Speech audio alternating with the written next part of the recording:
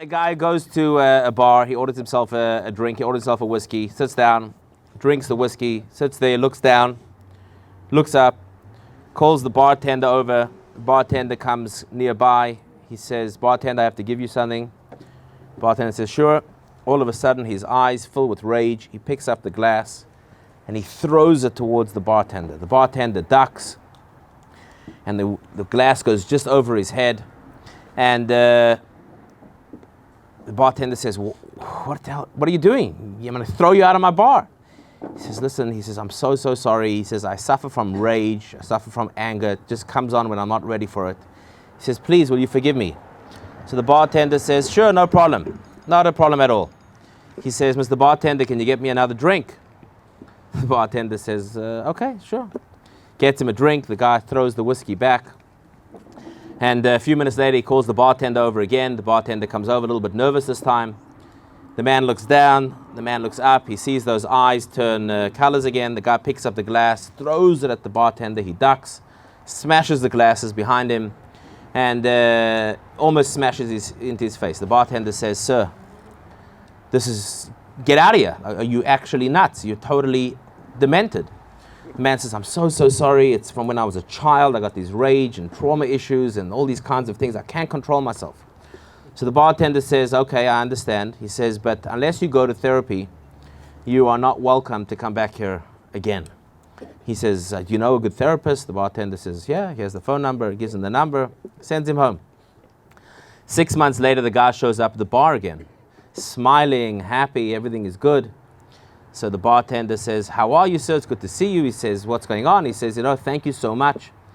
I went to therapy. I'm feeling so much better. I'm feeling great. I really owe you a lot." Bartender says, "Sure, I'm so happy that it worked out for you." He says, Can I get a whiskey?" Bartender says, "Sure, no problem." He says, he gives him a drink. A few minutes later, he calls the bartender over. The bartender's a little nervous, but thinks he's got this under control. Comes over, this is a long joke. I'm making this longer than it needs to be. Comes over and the man looks down, the man looks up, his eyes full with rage. He picks up the glass, he throws it towards the bartender. He ducks, he almost smashes into his face and smashes the bottles behind him. The bartender says to him, he says, "What happened over here?" He says, you told me you had trauma and all this rage. I sent you to the therapist. You went to therapy for 6 months. You come back in, you're smiling and all happy. I don't understand what happened in the therapy for the last 6 months. I thought by now you'd be better. You told me you were better. He says, "I am better." He says, "What do you mean you're better? You just threw the glass at me and you almost smashed me in the face. What do you mean you're better?" He says, "Yeah." He says, "Now I don't feel bad."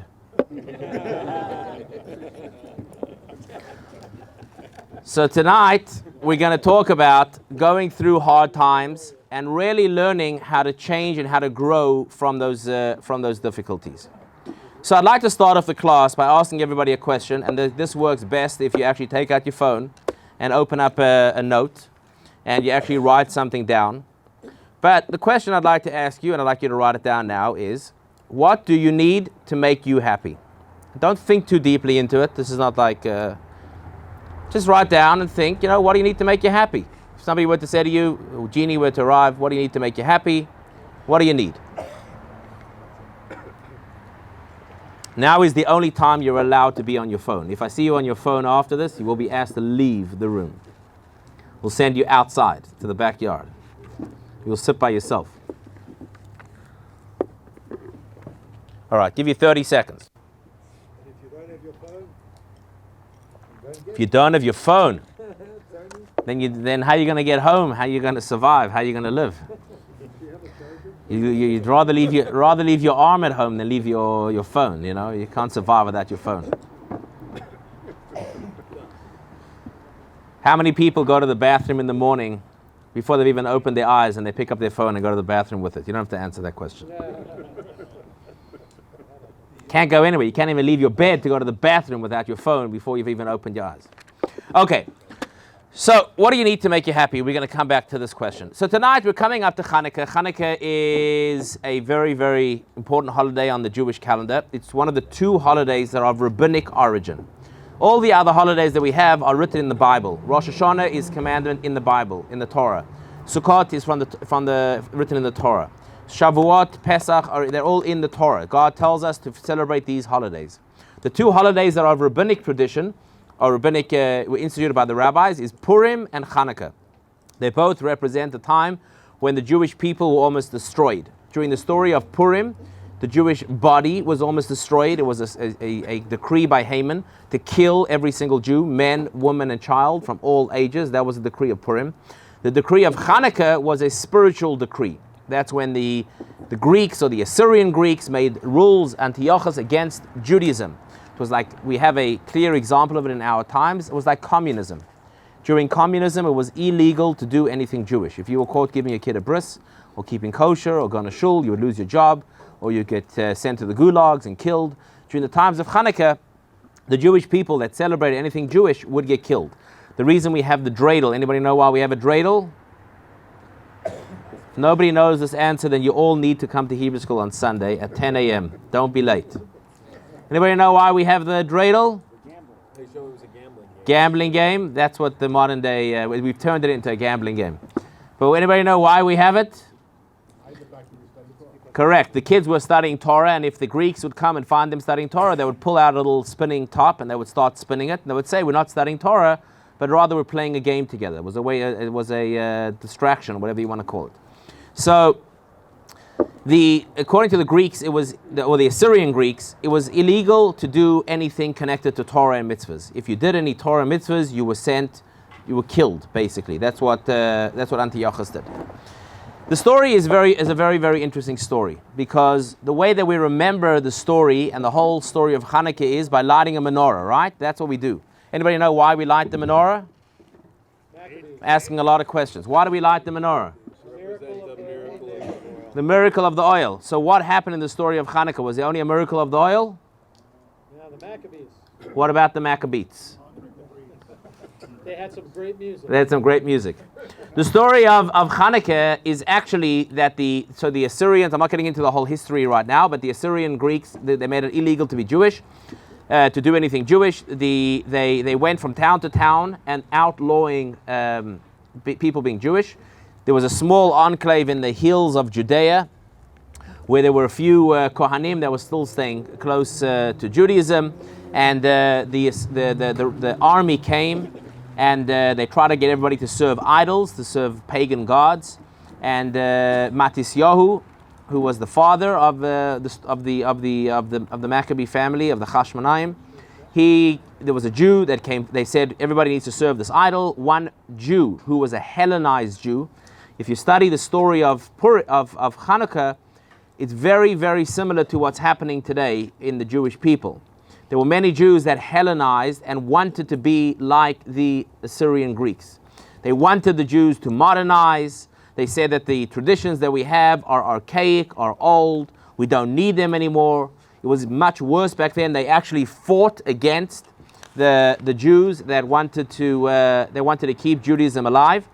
Perhaps the closest thing we have today to these Hellenized Jews would perhaps be, you could say, like J Street. No, really, J Street or all these groups in Israel called I think they're called like B'Tselem or whatever. They're Jewish people that go out to prove that the IDF is killing Arabs, and they make up stories against Jews. A few years ago, there were a few incidents in Hebron where soldiers were defending themselves, and they videoed it, and there was no sound, and it was videoed, if I'm remembering correctly, by a Jewish person who worked for a Jewish organization. Jewish. Not even Jewish, it's like anti-Jewish, but they were fighting against the Jews, basically. Okay, so the Hellenized Jews were also fighting against the Jews. One Hellenized Jew comes forward to offer up a sacrifice. Matisyahu gets very upset. He takes out a sword, kills the guy, and he says, "Whoever is for God, follow me." A few people follow him into the mountains. They begin a rebellion, which was an abnormal thing to do.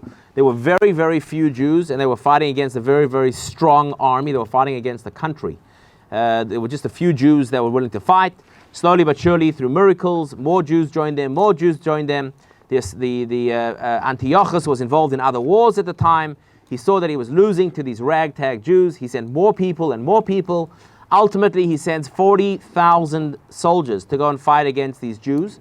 They were hiding in the mountains and were doing guerrilla warfare.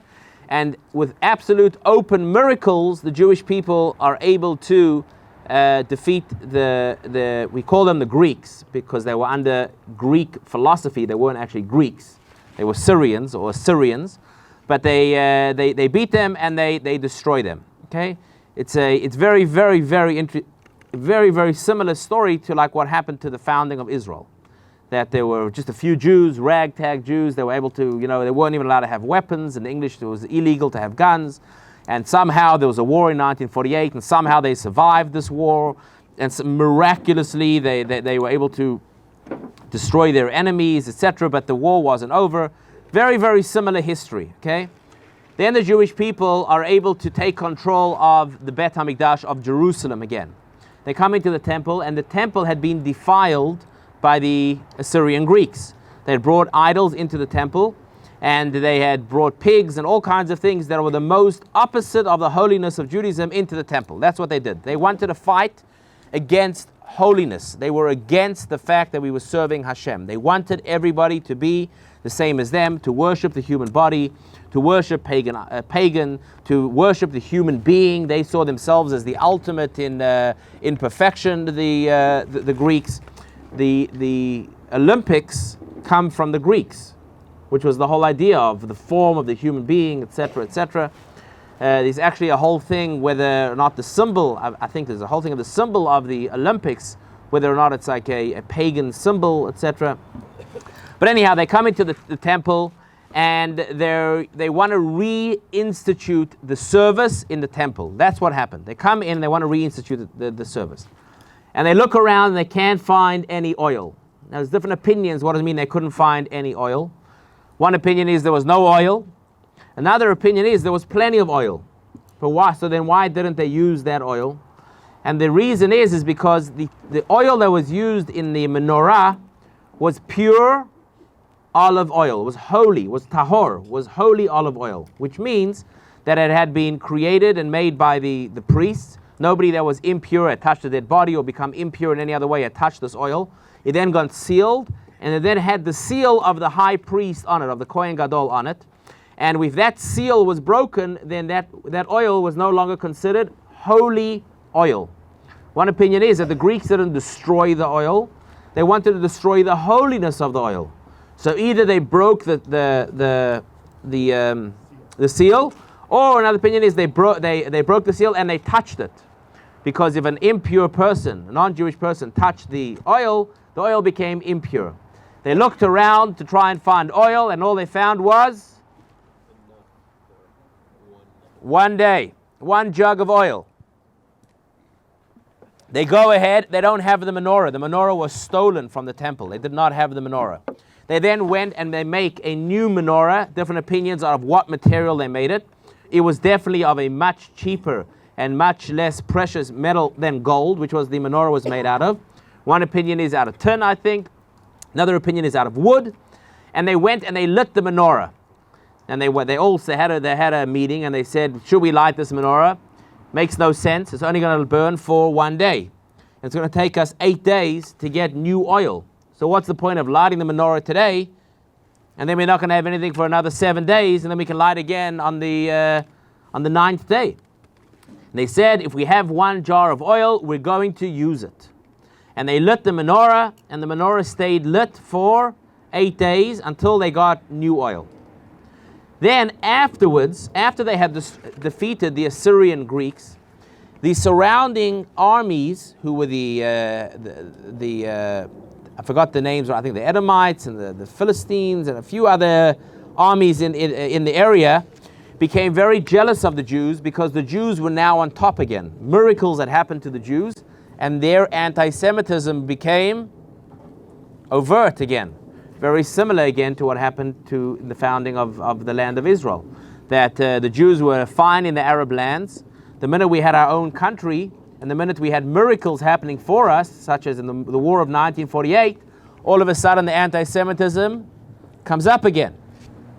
The Jewish people are sitting in Jerusalem, and they say to Judah the Maccabee, because his father had passed away, Judah became the head took over the war.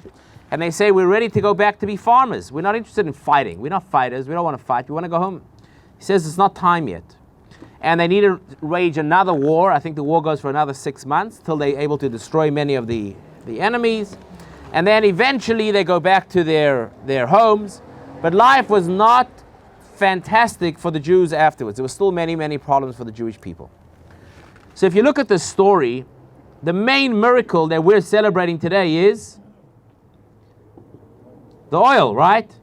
It's like saying in 1948, the Jewish people had a miracle that they were able to destroy all these, or able to fight off all these massive armies that attacked us. And then we went into Jerusalem, we found a flask of oil, and they stayed burning for 8 days.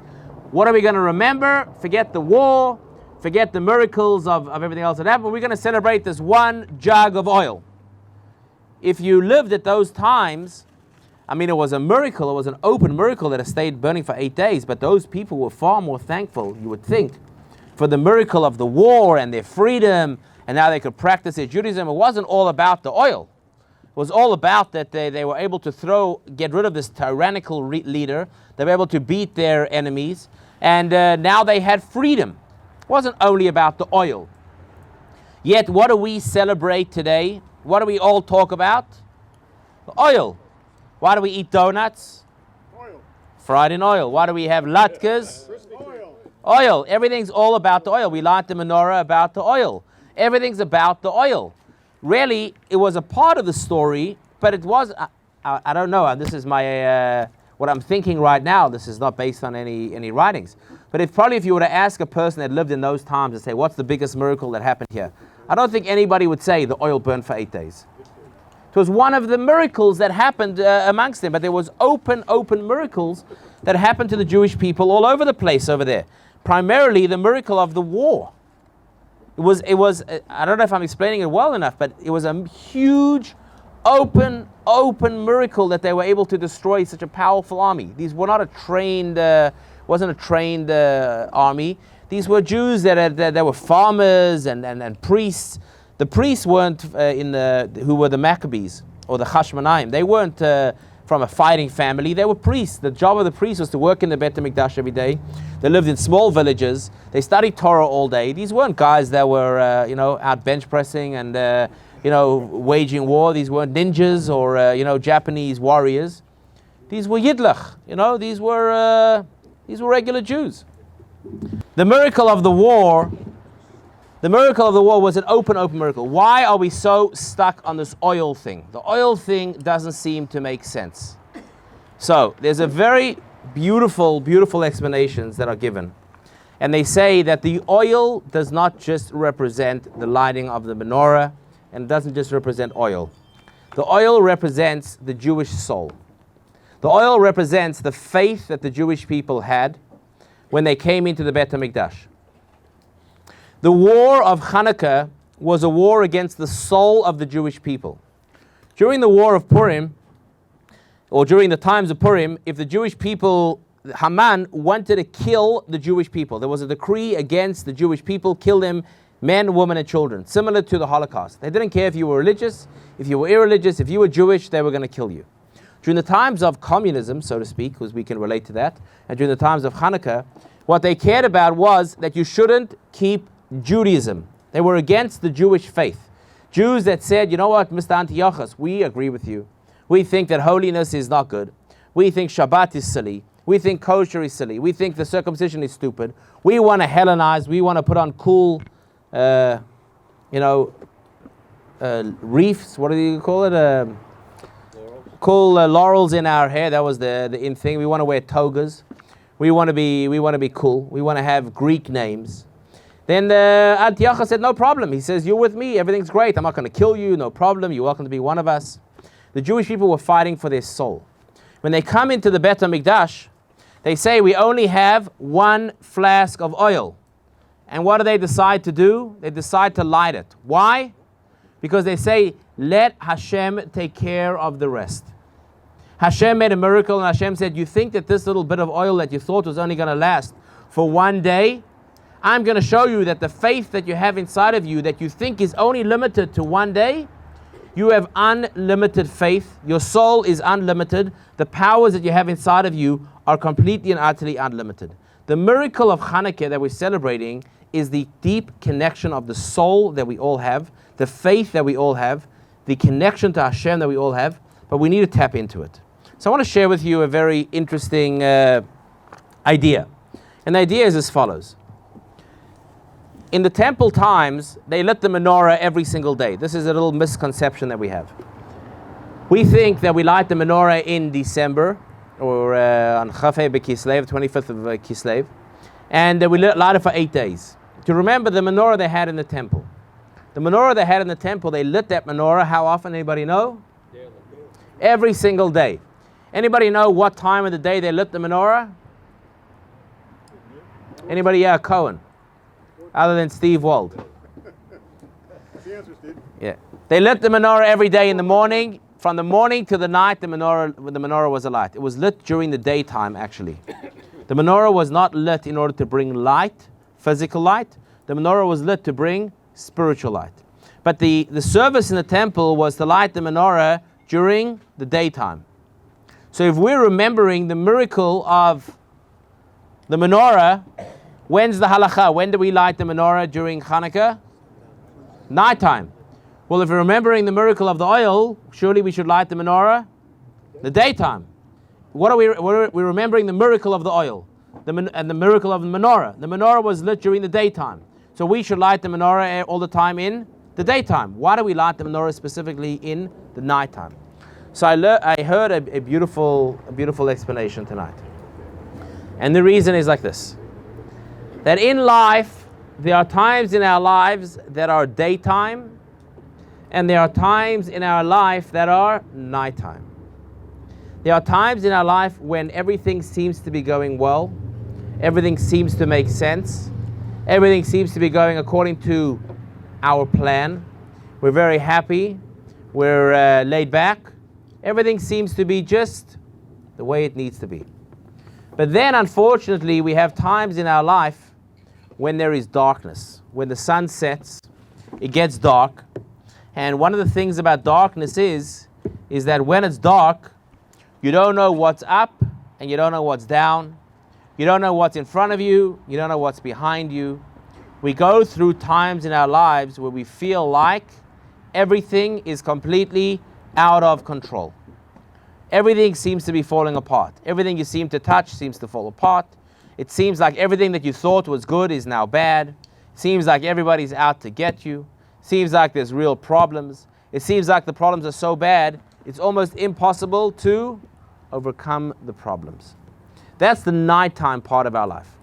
And according to Kabbalah, we are taught that in our lives, we're going to have daytimes and we're going to have nighttimes. You're going to have many daytime moments in your life, and you're going to have many nighttime moments in your life. That's the story of life. Everything in this world is on a cycle. Nothing in the world remains static. There's ups and there's downs. The ups come, the downs come, the downs go, the ups come. Everything. That's the way that life goes. Problem is that when we go through the dark times in life, very often we completely and utterly forget that there's even a light. The problem with the darkness is that we forget that one day it's going to get light. Or not only do we forget, but we sometimes feel like it's never going to be light. We feel like we're completely in the darkness. And it doesn't feel like there's ever going to be light. Comes along the story of Hanukkah to teach us a fascinating idea. And I hope I'm going to be able to share this idea in the proper manner, because it's quite a deep idea, but I'll try my best. There are there's actually three ways to deal with darkness. But generally speaking, there's two ways that we deal with darkness. Difficult times in our life. You can either run away from the darkness in your life, or you can go into denial. That's the two ways generally we deal with challenges in life. There are those people that fight with the darkness. Things go bad, you start trying to ignore the darkness. It's going to be better. Everything's going to be, and nothing's wrong. Neither of these ways are wrong, by the way. Everybody has to deal with things their own ways. You fight the darkness. You try and find solutions. You try and say it's not so bad. You try and put on a strong face. You try and you try and you fight and you fight and you fight against the darkness. That's one way of dealing with trauma, with challenges in life. The second way of dealing with challenges in life and darkness in life is you go into denial. You go into a place where you say, I don't really have challenges. Or you try and hide away from your challenges. You buy yourself a new car, or you move houses, or you try a new job, or you get yourself a new gift, or you take up golf. You do whatever it takes in order to try and distract yourself away from the challenges in your life. Two ways of dealing with it. Everyone has their way of dealing with it. But I'd like to tonight present a third way of dealing with it, and this is the message of Hanukkah. The third way of dealing with challenges in life, with darkness in life, with trauma in life, with anxiety, with sadness, with moments of depression, moments of when you feel like it's really, really hard. And the third way is not to run away from the darkness, and also not to go into denial and run away from it, and also not to fight the darkness. The third way is rather to allow the darkness in, and then you look for the light in the lessons you can learn from the difficulty in the darkness. You don't run away from the darkness, and you don't fight away the darkness, but rather you look for the lessons that you can learn in your life. You see, there's a very important concept in Hasidus and Kabbalah, and the concept is like this. It's based on the Gemara. The Gemara says, "Ein HaKadosh Baruch Hu ba b'truni and b'riyosav." You understand what I'm saying, Tony? That God doesn't give us challenges that we cannot handle in life. This is a very important concept. No matter how hard or how dark you think life is, God does not give us challenges we cannot handle. And not only that God doesn't give us challenges we can't handle, but in every single challenge that God gives us, it's only there to allow us to do more and to bring more light into the world, to become stronger, and to imbue the world with more light. There's no such thing as that Hashem looked away from the road and all of a sudden something negative happened. There's no such thing as God blinked or God turned away and now negative things are happening. Everything that needs to be happening is happening to you. Why you? You've got to figure that out. You in the front row. Everybody, you need to figure out why this is going on to you. Nobody else can tell you why you have these challenges in your life. But what you need to know is, and this is a very, very deep idea in psychology and also in Kabbalah and Hasidus, and that is, if you don't allow the sadness in your life, you don't allow the negativity in your life, you don't allow it in, you don't allow yourself to become sad from whatever's happening to you, so that you can learn a lesson from whatever is happening to your life, but rather you go into denial and you try and run away from it, or you try and push it away all the time, you're never going to really be able to imbue the darkness with light. Because when you go through a hard time in life and you're able to afterwards see why you're thankful that you went through that dark time, because it taught you a lesson. Either somebody goes through a health challenge in life and you experience it and then you go, I'm so thankful for my health. Or somebody goes, the people that have the strongest marriages are those people that have been through the hardest times in their marriages. The people that have the best relationship with their kids are not people that have had the straight A kids that always, did fantastic in school. They're the people that had kids that had real challenges and didn't do well in school, or God forbid, had bigger sorrows and problems and challenges in their life. They're the ones that have the best relationships with their kids. Now, I'm not, God forbid, asking for anybody's kids to do anything wrong. What I'm trying to bring out is the idea that when you go through the darkness, if you go through it correctly and you don't go into denial and you don't beat it up. So let's use children as an example. Somebody, God forbid, as a child, they have real challenges. The kid goes on drugs, or the kid's, God forbid, the kid doesn't get into Harvard or a Yale, or doesn't want to be a doctor or something.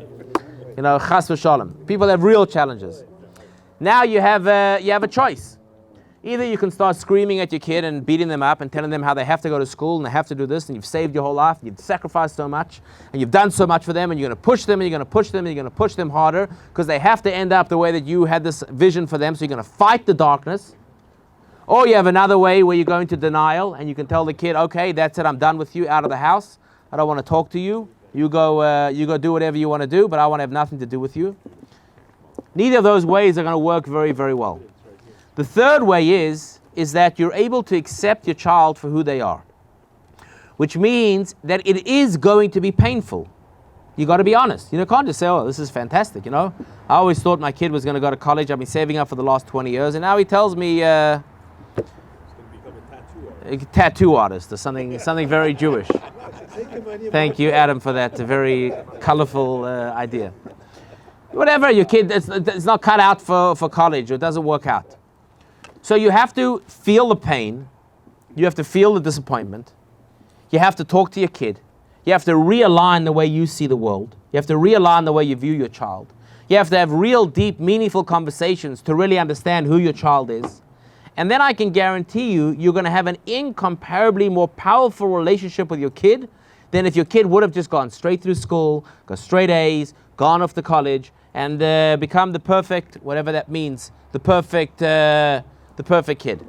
Same thing could be said for marriage, that a person gets married, and then, for some people it happens a day after you're married. For some people it happens a week after you're married. For some people it happens a month after you're married. Or the night of your marriage. And then you wake up and you go, "What just happened over here? Who are you? I don't recognize you. Who's this person that I married? I thought I'm marrying this person of my dreams, this person that I love, that made me feel so happy, that loved everything about me, that told me how great I was, and all of a sudden it's not so good." In fact, we had the story in this past week's Parsha. We have the story of Yaakov. Can I get a drink? Sorry, my voice, throat is very... Come on, Mark. Come on, Mark. Can you just give me a gin and tonic? That'll be great. Gin and tonics, please, with 2 pieces of ice and 1 lime. Thank you. Use the pink gin, please, because we believe in equality over here at Chabad. Tonight is breast cancer awareness night. We're having pink gin here at Chabad. So, in this past week, in this past week's parsha, we read the story of Yaakov, Jacob, our forefather. Jacob, our forefather, has probably the hardest life out of all the 3 fathers. There's Abraham, Isaac, and Jacob. Jacob, he has a brother, Esau, his twin brother, who wants to kill him. Jacob runs away to his uncle Lavan, where he lives over there for, I think for 14 years. Was it 20 years? 14 years? 7 and 7, right? 7 and 7. I think he was altogether there for? And another 6. I think 20 years altogether, right? He was there for 22 years, 20 years, 22 years. Any of the biblical critics here can tell us a number. At this stage, you can say whatever number you want. Anything in the area of 20 and you'll be fine. But he goes to his uncle Lavan and he meets a girl and he says he wants to marry Rachel. And he says, "How much do I love Rachel?" He says, "I'm willing to work for you for 7 years in order to marry Rachel." Anybody here willing to work for 7 years to get married to somebody? No? You just swipe right and then you swipe left. You don't have to wait 7 years. It's ridiculous. Hey, the Lavola. So he says, "I'm going to work for you." He works for his uncle Lavan for 7 years. He waited to marry. Thank you, sir. L'chaim, l'chaim, everyone. L'chaim. For 7 years, he works for his uncle Lavan to marry Rachel. Rachel's older sister, her name was Leah. Leah was very sad because she was the older sister. She was also a twin, and she was supposed to marry Jacob's older brother, whose name was Esau. And it says that Leah was very sad. She cried all the time. Her eyes were very soft, it says, because she knew she had to marry Esau. Long story short, Yaakov says to Rachel, "I want to marry Rachel, your youngest daughter." And what does Lavan do the night before they're going to get married? He tells Leah, "You're going to get married, not Rachel." Now, Jacob wasn't stupid. He was the father of the Jewish people. He's no idiot, this guy. He says to Rachel, "I'm concerned your father is going to pull a fast one on me. So I'm going to give you special signs that you're going to show me under the chuppah, so I know that it's you." Because anybody been to a religious wedding? The girl comes in with a veil on. The veil is supposed to be opaque. It's supposed to be, ideally, it's supposed to be as, you can't see through it. It dates all these things date all the way back to the founding of the Jewish people. But anyhow, she comes in without a veil, so Jacob knows he's not going to recognize. He won't recognize who it is. Tells her these are the signs. 2 thumbs up. It was like a baseball game. You know, how does the manager do it? You know, like all these stuff. And Rachel sees that Leah's about to go. He doesn't want her to be embarrassed. She tells her the signs. Jacob marries her. He wakes up in the morning and he says, "V'hine hi Leah," and behold, it was Leah. It wasn't Rachel, it was Leah. He goes running to his uncle Laban's house. He says, "What are you doing over here?" He says, "You pulled a fast one on me. What are you doing?" He says, "I said I wanted to marry Rachel. I didn't want to marry Leah." So Laban says, hey, take it easy over here. Just relax. Sit down, have a whiskey, take a burger, take some garinim. Relax, take it easy, let's talk. Don't get so excited. He says, where we live, we don't give away the younger daughter before the older daughter. If you wanted to marry Rachel, first we have to marry off Leah. Got to marry her to somebody. He says, well, I want to marry Rachel. He says, no problem, you can marry her. He says, you're just going to work for me for another 7 years. You know how long 7 years is? 7 years. 7 years, okay? He says, no problem. He waits 7 days, he marries her. This is the point that I want to say. Why 7? Because if it was 8, you would have said, why 8? I don't know. I'm sure there's Kabbalah, nature, the natural order of things. There had to be a lot of numbers. You get married and you think you're marrying Rachel. And then you wake up in the morning and you realize that you married Leah. Princess Leah. According to Kabbalah, Rachel and Leah represent 2 spiritual worlds. In Kabbalah, we have the world of Tohu, the world of chaos, and we have the world of Tikkun, the world of order. Tohu is described as the world of immense light.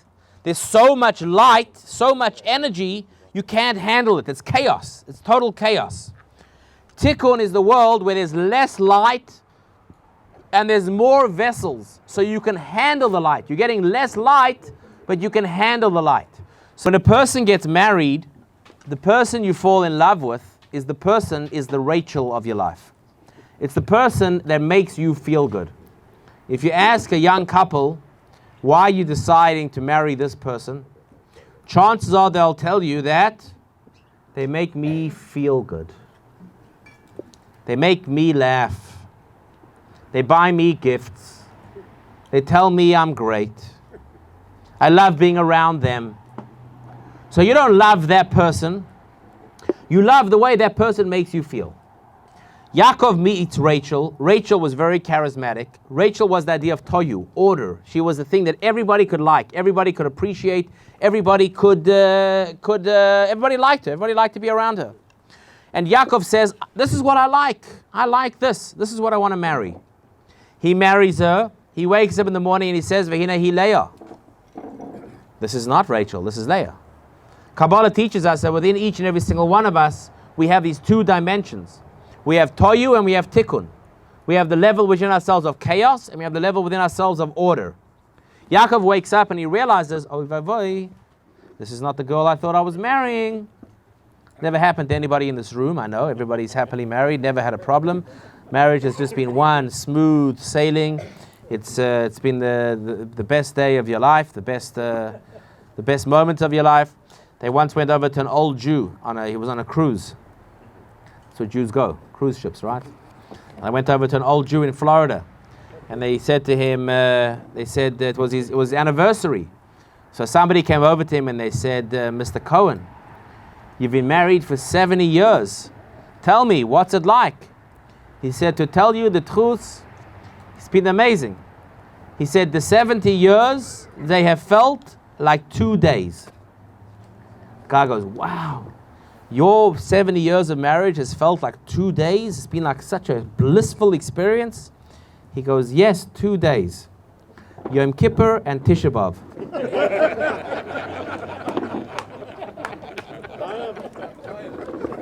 L'chaim. So, everybody's married. Of course, it's bliss, you know. You get married. The problem is that nobody gives you a warning. Nobody gives you the heads up on marriage, right? Everybody tells, oh, we're so happy for you. It's going to be fantastic. It's amazing. Nobody tells you to prepare you for it, right? And you wake up, you think you're the only shmendrik that married Leah. You're like, what happened over here? I don't know. I don't get it. Let's look at the story of Yaakov, though. Yaakov marries Leah and Yaakov marries Rachel. Eventually, we just heard from Dr. Vorobiev, Dr. Rabbi, Lord, Gabriel, Jonathan, Sachs Vorobiev, that Yaakov's name eventually changes to Yisrael, a higher dimension. When we are called the Jewish people, we are called B'nai Yisrael, the children of Israel. We're not called the B'nai Yaakov, the children of Jacob. We're not called the B'nai Yitzchak, the children of Isaac. We're not called the B'nai Abraham, the children of Abraham. We are called the level of B'nai Yisrael. Yaakov, his first name comes from the word Akev, which means hill. His second name comes from Yud, Sar, Kel, which means Yud, which is the Yud represents the soul. Yud is the potential for everything, is the soul. Sar, which means the Sar is like a minister, but like a high minister. Kel is of God. He goes from the ankle to being the minister of God. He goes to the highest level. Okay. How does Yaakov get to that level? Because he's able to tap into a higher dimension within himself. He's able to tap into the Leah dimension that is within him. Leah represented the world of Tohu, and Yaakov, through being married to Leah, was able to access this level. Where did he access this level? He had to go and live by his uncle Lavan for all those years. Then he fights against the angel. And then after fighting against the angel, finally he changes his name. He didn't go and study and then his name got changed to Yisrael. He didn't go and have a spiritual experience and then his name got changed to Yisrael. He went through boot camp at his uncle Lavan's house. He went through hell on earth. To the extent that Yaakov says when he meets Lavan, he says, Lavan, my life with you was hell. He says at night it was freezing cold, in the day it was boiling hot. You cheated me all the time. You stole stuff from me. I didn't have a good time living by you. But I didn't sleep by you. He says, but it's dafka through when he goes through this darkness and this hell that he actually taps into the level of tohu, the level of unlimited potential or too much light that he couldn't handle, that he reveals his true potential. In life, we all have times, and especially in our relationships, where we think, what's going on over here? I didn't sign up for this. This is Leah. This is not Rachel. So now you have two ways of dealing with this. Either you can shout at your spouse and you can fight the darkness and you can say, listen, when we got married, we said this is how it's going to be. And I thought you were going to be like this. And you acted like this while we were married, while we were engaged, or while we were dating. And this is not what I signed up for. And you can fight and fight and fight as much as you want. And the more you fight, the worse it's going to get. Can't fight away darkness. It doesn't work that way. There's another way of doing it. You can go into denial, stop talking. I don't know, give your wife the silent treatment. Some do it for a year, some do it for 5 years, some do it for a lifetime, you know. You could go into denial, you know, you could say everything is fantastic, everything is fine, and you go into denial and you just make like everything is good. Or you could do what the Hanukkah candles tell us to do. You can light the candle not in the daytime, you light the candle in the nighttime. Which means you say, if Hashem told me to marry this person, if Hashem gave me this child that I don't seem to get on with, or I don't seem to be happy with, or it's not going the way that I had hoped it would go, etc., etc., it's not there to break me. It's there to reveal a higher potential within me when I work through this situation. When I find what I'm supposed to learn in the situation. When I learn the patience. When I learn the humility. When I learn whatever you need to learn, there's a million lessons to learn through these challenges in life. When you do that, you know why the darkness is going to go away? Because you're going to reveal that there never was darkness there from the first place. It was just a higher level of light. When you go through a traumatic and a difficult situation, and you change on the inside, you don't change the outside situation. Everybody says, I'm going through a hard time, I'm going to figure it out. I'm going to beat up the situations outside of me. I'm going to work harder. I'm going to shout harder. I'm going to go look somewhere else. I'm going to find another solution. You're not looking inside. You're looking outside for solutions. You're trying to change the outside world. Well, I got news for you. The person that put you in that situation in the outside world was Hashem, was God. He didn't put you there so you can run away from it. Hashem gives us all challenges, and everybody has their own trauma. Everybody has their own challenges. I'm not here to diminish, God forbid, people's challenges and emotional problems that we all have. But you have to know and you have to understand everyone's got them. The only people that you think don't have emotional or traumatic or challenges in life are all your friends on Facebook. But everybody else, so thank God for social media, because now we can all be truly and utterly depressed. Because those that are depressed make like their lives are fantastic. Those that are semi-depressed look at the fully depressed and say, I wish I had their life. Everybody wishes there was somebody else. So thank God we're all walking around depressed. But what you have to do is you have to realize that the challenges that you have in your life are there for a reason. And they're not there to break you. When you're able to grow through the challenge, when you're able to experience the pain, when you're able to realize that this is not here to hurt me. It does hurt. That's the difference. That's the hard thing to get over here. It does hurt. I'm not telling you to go into denial. It hurts like hell. It's very difficult. One of the hardest things in the world, in life, is marriage. If anybody tells you it's not like that, maybe they're happily married. I don't know. I'm just kidding. If anybody tells you it's not that, then chances are, I don't know, they're either not talking to their wife, or they're in complete denial. It's hard, because you have your way of seeing the world, and your spouse has their way of seeing the world. The beauty is, once you're able to break through that barrier, and you're able to truly connect to the other person, marriage could become the greatest relationship on planet Earth. That's what it does become, when you're able to break through those barriers. You could ask the one guy that got there. I'm kidding. Wait, Somebody got there. But he died. So if you're not going to open yourself up to getting hurt, you're not going to experience pain, you're not going to be able to express that pain, you're not going to be able to work through that pain, you're never going to experience true marriage. You're never going to experience what you were destined to have. Hashem puts you with the right person in order to help you reach that potential.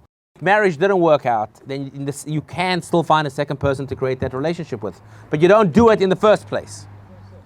Okay? The goal is that through the first person you meet, hopefully both of you reach the same place of understanding that we're both going to have to sacrifice, make ourselves vulnerable, and go through this darkness so we can both reach this place of light. That's what you're ultimately trying to work towards. So I want to share an amazing story with you guys. This is a really amazing story. Does anybody have the time? What's the time?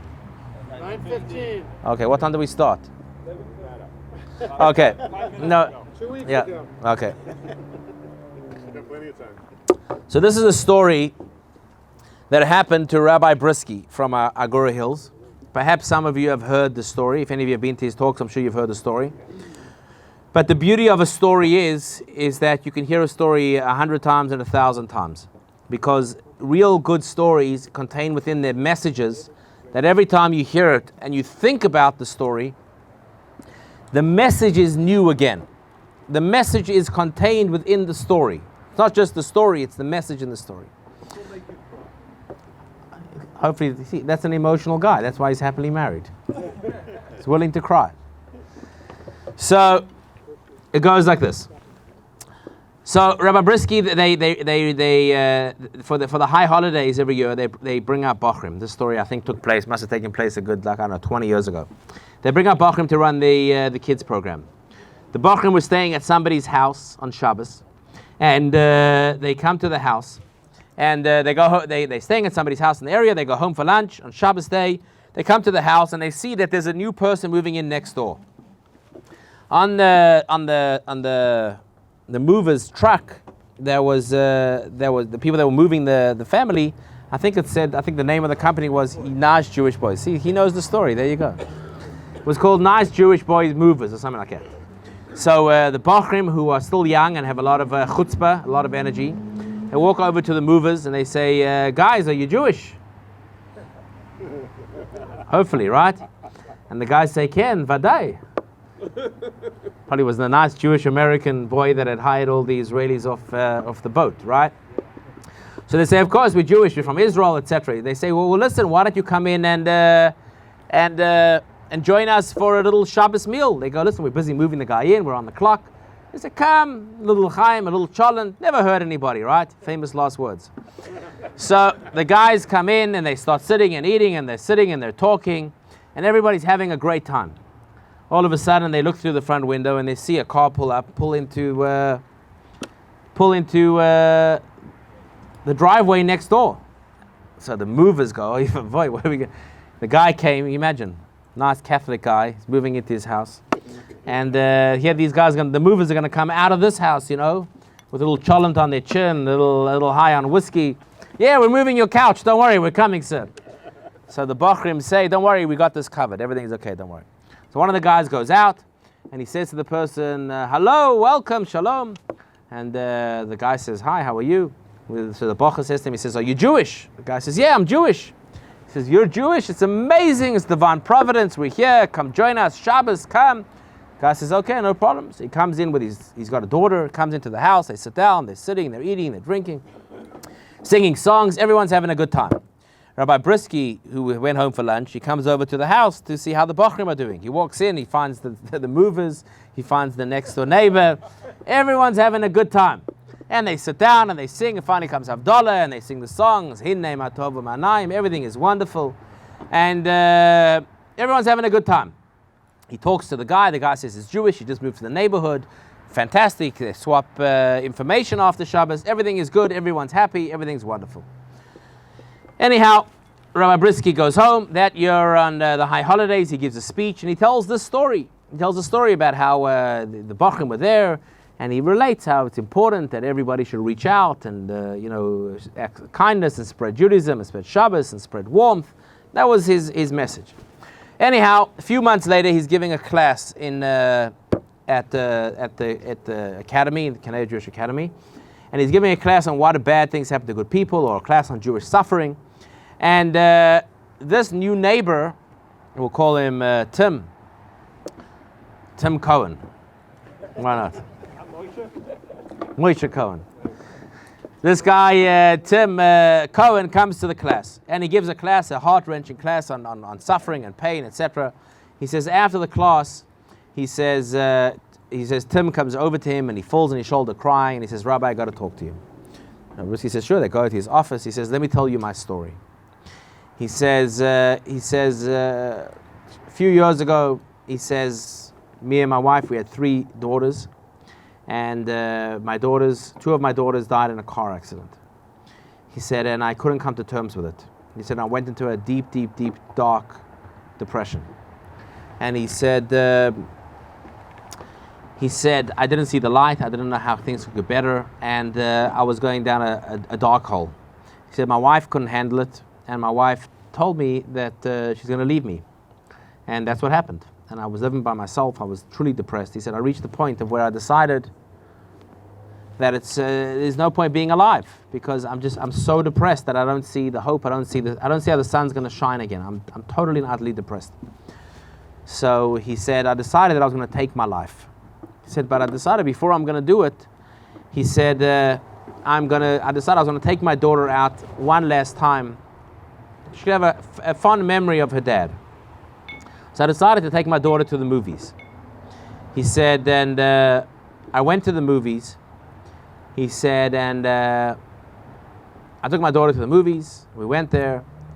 He says, and we come to the mall, and we're about to go into the movies. He says, and at the mall, there's a public menorah lighting happening at the mall. He says, and he says, I went to the mall in Simi Valley, and I took my daughter there, and there's a public menorah lighting happening at the mall. He says, I went in. I wanted to go to the movie. These people grabbed me.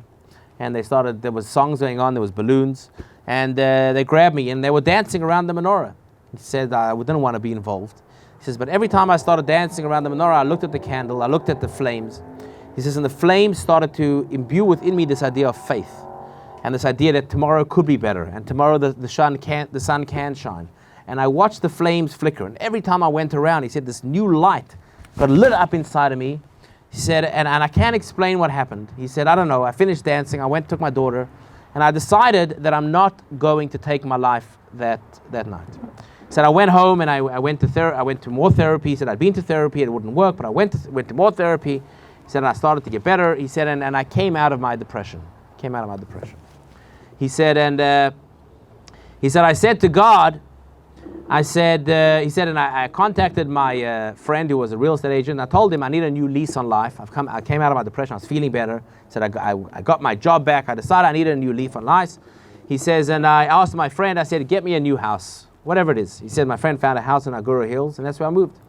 He said, the day before I moved, he said, I prayed to God, and I said to Hashem, Hashem, if this is the right move, send me a sign that it's the right move. Tell me that I'm going in the right direction. He said, and I come to my house, I hire a moving company, I come to check on what's happening with the movers, and a guy comes out of my house and says, Shabbat Shalom! How are you? Pulls me into the house and we sing songs. He said, that's how I knew for sure that I was on the right path. He said, and I want you to know that Hashem works through you. Hashem has you've changed my life. Rabbi Brisky's listening to the story. He says, hold on one second, Tim. Goes behind him, he pulls out something that people used to have called a photo album. You know what those things are? Not on your phone and not on your computer. Like papers that you print, that have colors on them, they're called photos, and you put them into a book. And he pulled it out, and he starts looking through the pictures of the Hanukkah menorah lighting that they had in Simi Valley. And lo and behold, in that picture that he had of the menorah lighting that they did is Tim. He says, but let me tell you the story. He says, every year we try and do a menorah lighting at a mall, but we don't usually do one. This was when Chabad was much smaller. So today there's, in the San Fernando Valley, I think there's 27 or 28 Chabad centers. But back then, I don't know, whether there were 7, 8, 9 Chabad centers in the valley, maybe less. So they did a menorah lighting in different, their goal was to do a menorah lighting every year they added another city. He said, so that year we decided we can do menorah lighting in Simi Valley. He says, and this is how he says the story. He says, but we didn't know which mall we're going to do it at Simi Valley. He says, so we called 411, which I never used. But some people used to use it. They called 411, they said, we need the address for the Simi Valley Mall. So they said, which Simi Valley Mall? So I forgot, was it the gate? I forgot the name of the mall. But, Westgate, is that what it was? The Westgate Mall. So he says, what's the address over there? So the operator said, here it is. She said, you sure you want this mall? He says, yeah, we want this mall. She said, you sure you want this mall? He said, yeah, of course we want this mall. He says, that's how they made decisions. They called 411 and they figured out which mall to go to. They had committees and search parties. Next thing, they're making a flyer, they're doing a menorah lighting, they're off to the races. He says, we come to the mall, and we show up at the Westgate Mall, and we find out that the whole mall's closing down. There's no one store that is open in the Westgate Mall. The only thing that's left open over there is the movie theater, because they were going to break it down and rebuild something over there or something. He says, so we come to the mall, and we figured there's no foot traffic anywhere. We show up with our clown, our balloons, our menorah, and our music. We're ready to do, and our donuts. We're ready to do menorah lighting. He said, but nobody's around. So we go and we take our menorah to the movie theater, and we stand over there. And there's nobody really around. And we're dancing, and anybody that we can find, any living human being with a pulse, we pull in, we try and get them to be a part of the menorah lighting. He said, and when I went home that night, if my wife asked me, he says, I don't remember the details. He said, if my wife would ask me what happened at the menorah lighting, I would have told her it was the biggest disaster. We should never have gone there. We should have done more research. Nobody was there. It was a waste of time, a waste of money, a waste of resources. He says, but little did I know what had happened that night. That was the night that Tim went to the mall. He decided he was going to take his life. He meets Rabbi Brisky at the mall. They dance in the circles. Rabbi Brisky, through this whole experience, and then meets him again, but etc. But the main thing that happened was at the mall, saves this man's life. The man was going through the ultimate darkness, and the light of the menorah is what pulled him out. Rabbi Brisky went through a night where he thought it was the ultimate darkness, a waste of time, a waste of energy, a waste of resources, but little did he know that he had saved somebody's life. In life, very often, the times in life that we think are the darkest part of life is really the greatest opportunities and impetus for growth. If you're living your life and everything is going according to the textbook, everything is going well, and you don't feel like there's any challenges in life, first of all, I'd like to meet that person. I don't know who they are. But second of all, when the challenges in life come, they're only there to help you grow and to bring out a part of you that you never thought you could ever get to. Because the darkness has within it the ultimate potential for growth. It's the world of tohu, the world of chaos, the world of where everything feels like it's falling apart. When everything's falling apart, it's only falling apart so that it can come together in a better way. That's how Hashem made the world. Hashem made the world that from time to time, whatever you know, whatever you're comfortable with, whatever you're used to, whatever you think is the way it's supposed to be, needs to disappear in order that something new can come. The analogy that's given for this in the Kabbalah is like the planting of a seed. When you plant a seed in the ground, the first thing that the seed needs to do before a new tree can grow is it needs to germinate. The seed needs to rot. Any of you guys remember when you planted beans at home as a kid? Or any of your kids planted beans recently in cotton wool? Smells great in the kitchen, right? You have to put it in the kitchen, in the sunlight. But the first thing that happens is the seed needs to turn brown, and it needs to crack, and it needs to look like it's disappearing. Or it needs to look like it's being destroyed. And then as soon as you think the seed, nothing good can come out of the seed, all of a sudden you wake up one day and you find a little green sprout coming out of the seed. The first thing that needs to happen to the seed in order for a new existence, in order for a new metziut, as we say in Kabbalah, a new existence to happen, the old existence you need to lose the old existence. You can't go from being a seed to being a tree. It doesn't work that way. First, you need to become an ois seed. You need to lose your existence as a seed. And then you can grow into a tree. You don't just go seed tree. First, you need to rot and lose your old personality, your old look, your old existence. And then out of, so to speak, the nothingness, out of the negativity, out of the darkness, comes the new tree. That's the way it is in life. But what happens is when darkness happens to us, if you don't want to accept the darkness and you say, but I want to stay a seed, I don't want to become a tree, I don't want to rot, I'm going to fight against the rotting, I'm going to fight against the fact that I'm falling apart, I'm going to fight it, I'm going to fight it, I'm going to fight it, I'm going to run away from it, I'm going to run away from it, I'm going to run away from it. But the beautiful thing about it is pushing against gravity, right? Because you're growing out of the earth, and gravity is forcing you down. So when you come up above it, it's like against God's force. So growing up against it, and for good. Right, but how do we grow is the question. No, but you're growing. So you're seedling, right? So how do you break through that earth and reach out? Sure. So look at it as a metaphor of God. Like you have to reach out for it. You have to go against pressure. Correct. So you need to go against it. So there's two ways of going against it. Very good. One way is to fight the darkness and say, I want to stay a seed. I'm fighting against it. I don't want to change. In my marriage, I ain't changing. With my kids, this is the way it's going to be. You are going to grow up the same way I grew up, and you're going to follow all the rules that I did. That worked great in like the 70s and the 80s, maybe. Doesn't work so well in the 2000s, in the 10s. Or we're going into the 20s soon.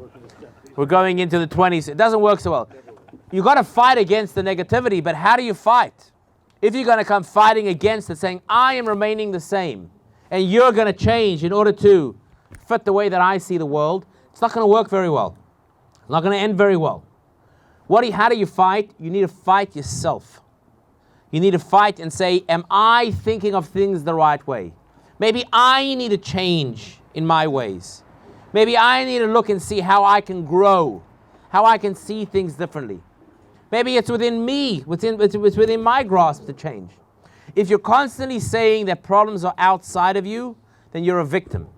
Victim mentality is, the reason why I can't get ahead in life is because of the government, because of my boss, because of, I don't know what happened 100 years ago, 200 years ago, 300 years ago, what happened 5 years ago. Victim mentality is, it's never my fault. It's always somebody else's fault. The solution is not within.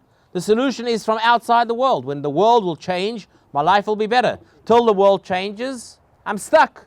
I have done everything that I can. I've pushed every button that I can. The only solution is for the world to change. And if the world won't change, well, now you know why I'm depressed.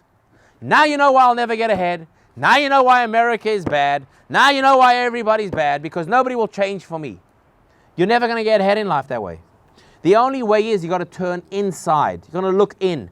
You got to look for the light in the darkness, because there's always, always, always light in the darkness. Now, I'm not justifying or trying to minimize anyone's pain, and I'm not trying to take away anybody's challenges.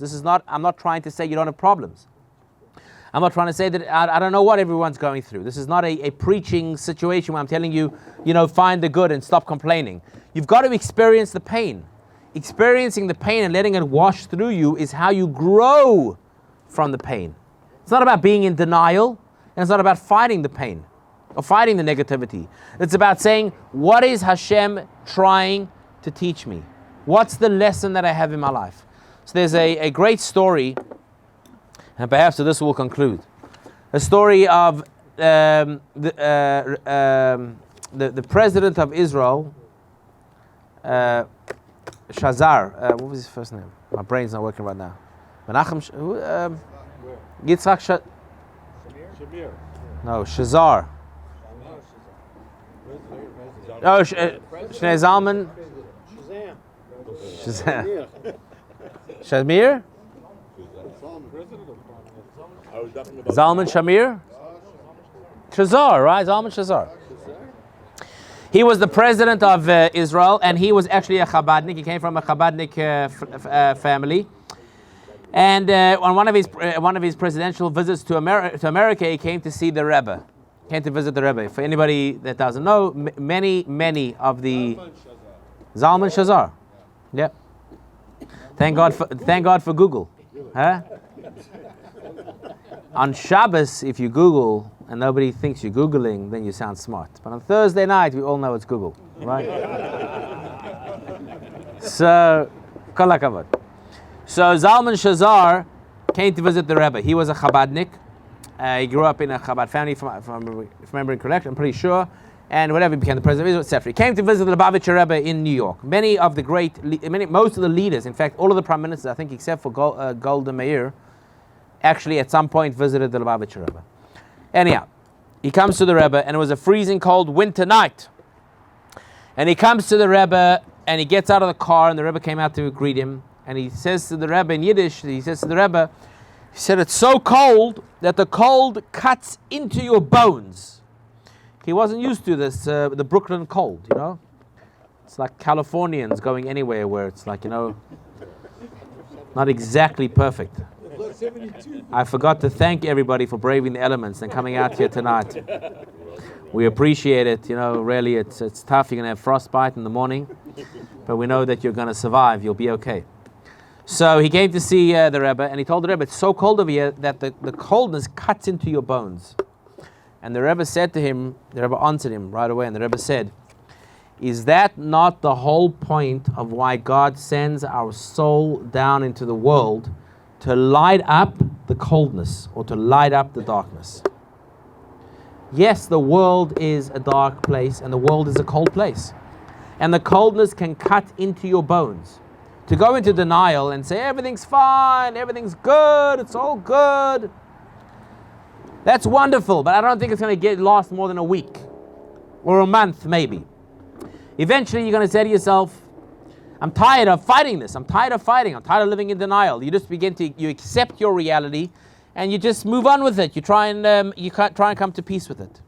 The Rebbe said that our soul is sent down to this world to go into the cold, to go into the darkness, but to light up the darkness, to light up the cold. I think that's the key. What I'm trying to share here tonight. That we light the menorah at night, because the menorah represents the oil. Remember, we start off the discussion saying, was it the military victory? Was it the oil? What were we talking about? We celebrate the oil. Because there were many great military victories throughout Jewish history, but the oil represented their faith in Hashem. We're celebrating faith in Hashem. We lit the menorah even though it made no sense. Why light the menorah? There's not going to be oil for another 7 days. We had faith in Hashem.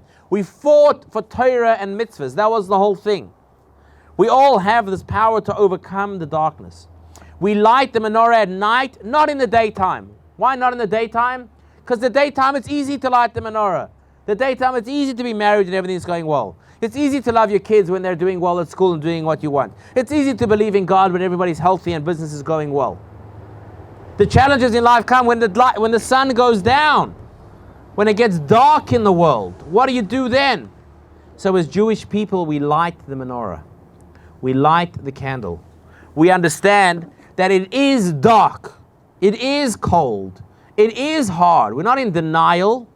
But at the same time, we understand that the darkness is only here so that I can light it up. The darkness is only here so that I can light my menorah. The challenges that Hashem gave me are only here so that I can connect in a more meaningful way. The darkness in my life, it is dark. It is hard. But when I get through it, I'm going to understand, I want to be thankful for the darkness. Because when you reveal the light in the dark, you realize the dark is not bad. When you grow from the challenges in life, you realize that they were challenging, but they weren't bad. They weren't bad. They were hard. We discussed this the last time. Difference between pain and suffering. Pain is when something bad happens. Suffering is when you keep blaming the world and you get stuck on your problem. You get stuck on the pain. You can't move past it. So let's take this full circle. Let's go back. At the beginning we said, what do you need to make you happy?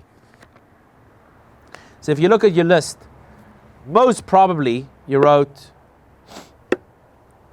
I don't know, my kids to do well in school, business deal to go well, I don't know, get the house that I need, this should work out, that should work out, everything. You need a few things to happen in order to make you happy. The truth is, what do you need to make you happy? Paradigm shift. You just need a paradigm shift. All the happiness and all the contentment and all the blessings you need in your life, you have right now. Sometimes you see it and sometimes you don't. But you don't need anything outside of you to make you, the word happy is a bad word again because nobody knows what happy means. We'll be talking about this in JLI for a bunch of weeks. Nobody knows what the word happy means. So we're all chasing something that we're not sure what it is, but we're all chasing happiness. But what do you need? You don't need anything. What you need is a change of mind, which is one of the hardest things to get to. It doesn't happen in one mensch club. It doesn't happen in one day. It's a long process of meditation and thinking and contemplating on this idea. You start to stop looking at what you don't have. You stopped complaining about the darkness in your life, and you start focusing on the candle and the jug of oil that you have, and you light that candle, which means you accept the pain and you start to allow yourself to grow and to change. Change. Not run away from the pain and not go into denial. Don't fight the pain and don't run away from it. Allow it in because it's not there. It's not you. I heard a great thing tonight. It said when we're going through darkness in life, or pain in life, or trauma in life, the trauma is not you. The pain is real, and we tend to think that we are the pain. And we are these bad feelings that we have, but that's not you. That's what you're feeling. It's not you. You're far greater than these feelings of hurt. You're far greater than these feelings of trauma. You are a soul. You are a jug of oil that has endless ability, that can stay lit forever. The pain you're having is not you. The pain is what you're experiencing, but don't let it define you. Don't let the challenges you've gone through in life define you. I've had problems and things never work out for me. Nobody really likes it. Every time things get good, it gets bad. Whatever thoughts that you convince yourself this is how your life is, the pain is not you. You're far greater than it. But you have to learn from it in order to transcend it. That's the whole message. Yaakov wants to marry Rachel, but he ends up marrying Leah, and then he marries Rachel also. But out of Leah come 6 of the Jewish people, and out of Rachel come 2 of the tribes. 6 of the tribes and 2 of the tribes. Yaakov doesn't want to live with Lavan. Yaakov doesn't want the pain. But if he didn't go through the pain, he would never become Yisrael. If he didn't go through the pain of Lavan, if he didn't go through the pain of the wrong wife, if he didn't go through the pain of getting ripped off. And then you look at Yaakov's life, he comes back to Israel, and his sons hate Joseph, his most loved son. All his other sons hate him. Then they kill him. They don't tell him they kill him, but they claim they kill him. They sold him down to slavery. Joseph is gone for 17 years. Yaakov lives a very hard life. You think you got problems? Read the Bible. They had real problems. They didn't even have therapists back then. Yaakov would have been in therapy all day long. They had real problems. But when we speak about the Jewish people, who are we the children of? Who do we speak about that we're the children of? Israel, of Yaakov, not of Abraham, not of Isaac, of Israel. Why? Abraham suffered and Isaac suffered, they all suffered, but nobody suffered as much as Jacob. Jacob was the one that had suffering and overcame the suffering and the adversary. Jacob is the one that changed from being Yaakov to Israel. It's the darkness, it's the challenges in life that if we deal with them properly are the greatest catalyst for growth. How do you deal with darkness? You don't beat it with a stick and you don't run away from it. You allow it in because it's not you. It's just darkness that's happening to you. You allow it in. You feel the pain. You change yourself because there's a lesson in the darkness. There's a lesson in the pain. And when you're able to make that internal change, you will completely and utterly change your life. And I want to conclude with one last thing. One last beautiful quote. And that's it. And the quote goes like this. If you want to triple the success, whatever that word means, success, or you want to triple the happiness, or you want to triple the contentment, or you want to triple whatever you want, success in life, what you need to do is you need to double the amount of time you spend on personal growth. You need to double. We all think if you want to be happy, you've got to be more work. One day when I'm ready to retire, then I'll study Torah. Then I'll go to shul. Then I won't open my business on Shabbos. Then I'll go kosher when I make more money. Then I'll have time to study more Torah. It's not outside of you, but it's found inside of you. L'chaim, l'chaim, everybody. Thank you. L'chaim.